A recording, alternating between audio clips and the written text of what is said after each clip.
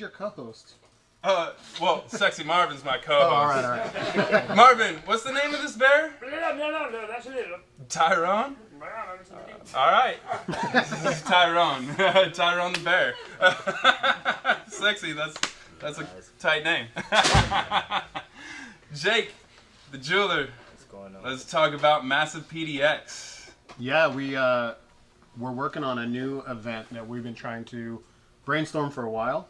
As Bertoni was talking about, as you were talking about, there's this energy in Portland, and I think we all know that there's crazy music scene here, crazy art scene here, great beer, great wine as well.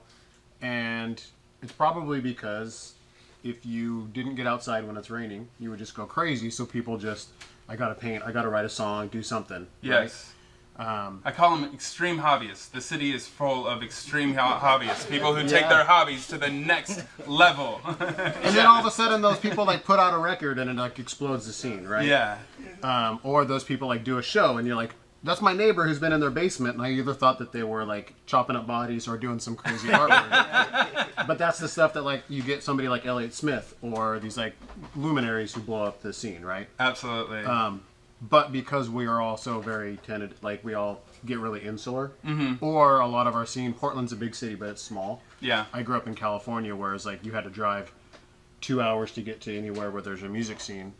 A lot of folks here, it's like, yeah, we can do it, but if you want to get big, you got to go to Seattle or you got to go to California. We've got a pretty good scene here, but we need some more, and a lot of the scene here is taken up by people that are touring through. Right. So we wanted to try to create a space that highlights music, comedy, and beer. Like, what are some of the 3 best things that we do? Absolutely. We're going to do some wine soon, too. I'm not sure that. So we're launching the first event on Friday, the 6th, at Gigantic, which Gigantic is one of the best local breweries in Portland. Absolutely. Phenomenal That Pipe beers. Wrench IPA, I just absolutely love. Yeah, a gin-barreled IPA. Yeah, it's so good. It's a great space. Yeah. It's super cool. And we kind of wanted it to have a feel like this. It's like, starts at 10 o'clock. It's in their space. So it's meant to be kind of an after-party secret show vibe. Okay. And we've got the jeweler is going to be doing some DJing. Nice. We've got partnership with Marmoset Music. It's a local music company. Awesome. Their artist Rich Hunter is this really phenomenal neo soul. He used to rap under the name Risky Star. Does really phenomenal stuff. And then we've got 2 of Portland's best comedians who are going to come out. Caitlin Warehouser. She won Portland's Funniest Person competition last year with the Mercury and Helium. And I saw her a couple weeks ago, and it was just this incredible set where it's like, you catch those YouTube videos of like a famous comedian when they were first getting started. Yeah. It was one of those types of things where I was like, holy shit, somebody film this, it's going to be huge. And then Marcus as well is incredible. Yeah. So it's just going to be a really great night of like some really cool stuff. I'm going to get a tour of the brewery from Van, one of the founders of Gigantic, a tasting with their beer maker. So it's not meant to be a like sit in the audience and watch the show. We want the audience to like come, get involved, hang out, taste the beer, ask questions, connect with the comedians, connect with the bands. That's so amazing. And break down those kind of insular walls that we have. So April 6th is your first event. Tell me about the round table that just kind of developed all of this. Like the discussions that turned Massive from an idea into something real, something tangible. Yeah. And our buddy Mike, who wasn't able to be here tonight, you've been connecting with him for a lot longer, working together. So we have a label called High Performance. High Performance? Nice. Yeah, we've been doing music for quite some time. I spend most of my time on the road because of the music scene, but whenever I can come back and do it and, put on for you guys, I'm there. Awesome.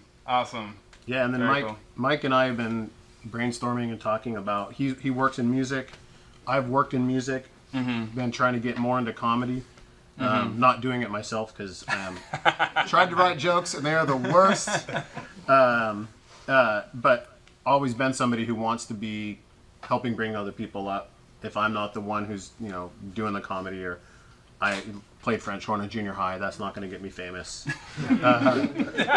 Try to paint a little bit, but have kids and I don't have time to do it. But if I can I got to put my energy into something. Yeah. And Mike's a similar guy like that, always hustling. So we've just been brainstorming, and all of a sudden things kind of clicked and came together, and we had this relationship with Gigantic, had a relationship with some of the comedians, and all of a sudden it was like, there's something happening here. We gotta make it. We gotta make it. Totally.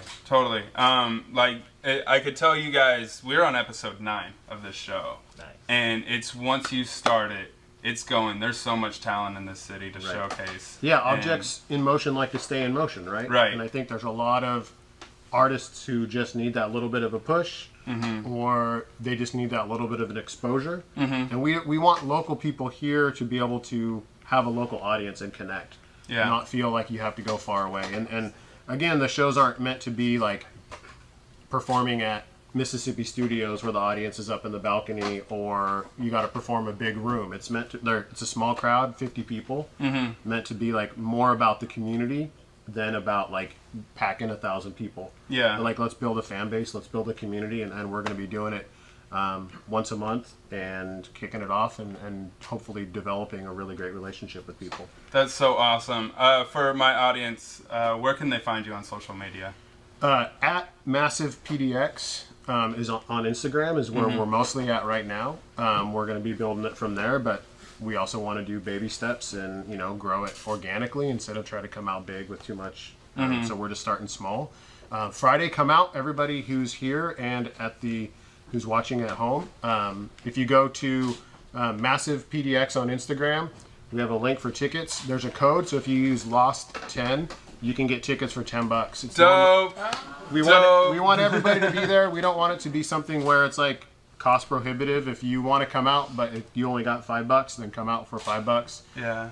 The money's going all to the comedians and to the bands, so we want to try to pay them as much as we can. But there's a promo code to buy it in advance for $10, or if you come out to the door, we just want everybody to be there. So once again, that's LOST10. Yep. Thank you so much for doing that. Thanks so much. Thank you for all your efforts. it's MassivePDX. gonna April be good. 6th. He's gonna be on Gigantic. the 10 So y'all p.m. come out, man. It's gonna be something different. He's gonna DJ. Something It's gonna be a dance completely party at the end. You'll probably be a little bit tipsy, responsibly tipsy. But it's gonna be a really, really good party. The comedy's gonna be phenomenal. Rich Hunter's incredible, so you're gonna like it. Awesome. Thank you for coming.